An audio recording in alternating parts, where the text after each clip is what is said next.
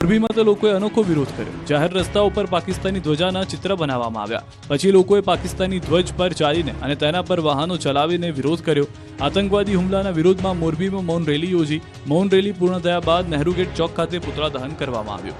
શહેરમાં મૌન રેલી યોજવામાં આવી હતી અને અનેક વેપારીઓ પોતાની દુકાનો સજ્જડ બંધ રાખી વિરોધ નોંધાવી રહ્યા હતા. મૌન રેલીમાં શહેરના અનેક હિન્દુ સંગઠનો, વેપારીઓ, તબીબો તેમજ સામાજિક આગેવાનો મોટી સંખ્યામાં જોડાયા હતા. રેલી શહેરના મુખ્ય માર્ગોથી પસાર થઈને નહેરુ ગેટ ચોક પર પહોંચી હતી, જ્યાં હત્યાકાંડની ન્યાયિક તપાસ અને નિર્દોષોને રક્ષણ મળવા અંગે માંગ સાથે હુમલાવરનું પુતળા દહન કરવામાં આવ્યું હતું. આ દ્રશ્યો દાહોદના જાલોદ નગર સજ્જડ બંધ રાખવામાં આવ્યું હતું. વેપારીઓએ દુકાનો બંધ રાખી પોતાનો વિરોધ નોંધાવ્યો. સાથે સનાતન હિન્દુ હિતરક્ષક સમિતિ દ્વારા શ્રદ્ધાંજલિ સહિતના વિવિધ કાર્યક્રમો કરવામાં આવ્યા. અરવલ્લીમાં પણ આક્રોશ જોવા મળ્યો હતો. અરવલ્લી જિલ્લામાં વેપાર ધંધા સજ્જડ બંધ રાખી વિરોધ દર્શાવવામાં આવ્યો. મોડાસા, શામળાજી, ભિલોડા, મેઘરજ સજ્જડ બંધ જોવા મળ્યું. તો બાયડ, ધનસુરા, માલપુરમાં પણ બજારો બંધ જોવા મળી. વેપારીઓ અને સંસ્થાઓએ બંધ પાળી વિરોધ પ્રદર્શન કર્યું. તો સાબરકાંઠામાં પણ બંધ રહ્યું.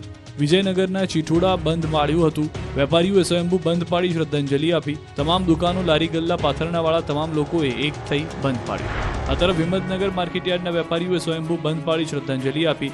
માર્કેટયાર્ડની તમામ દુકાનોના વેપારીઓ એક થઈ સ્વયંભૂ બંધ પાડ્યું. માર્કેટયાર્ડની ખરીદી અને વેચાણ પણ સાથે જ બંધ રાખવામાં આવ્યું. હિંમતનગર શહેર તેમજ તલોદ અને પ્રાંતિજમાં વેપારીઓ દ્વારા બજારો સ્વયંભૂ બંધ રાખવામાં આવી. સરકારને આતંકવાદીઓ સામે કડક કાર્યવાહી કરવાની પણ માંગ કરાઈ.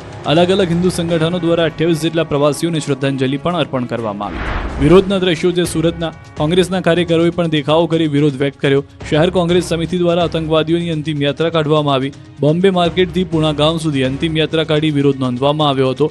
આતંકવાદીઓના પુતળાને ફાંસી આપી વિરોધ નોંધવામાં આવ્યો. તો કચ્છમાં પણ વેપારીઓએ વેપાર ધંધા બંધ રાખ્યા હતા. ભુજની જથ્થાબંધ બજાર બંધ રાખી વેપારીઓએ શહીદ થયેલા લોકોને શ્રદ્ધાંજલિ આપી. દાંતા તાલુકાના હડાદ ગામના લોકોએ સંપૂર્ણપણે જડબે સલાક તમામ બજારો બંધ રાખી ઘટનાને વખોડી છે.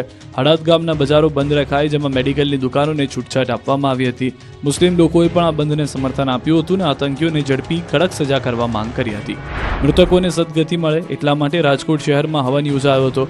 શહેરના બહુમાળી ચોક ખાતે બ્રહ્મ સમાજ દ્વારા હવનનું આયોજન કરવામાં આવ્યું, જેમાં મૃત્યુ પામનાર લોકોને પિંડદાન પણ કરાયું. ખાસ પરશુરામ જયંતિ નિમિત્તે આ કાર્યક્રમ યોજાયો, જેમાં અલગ અલગ દંપતીઓએ આહુતિ આપી હતી.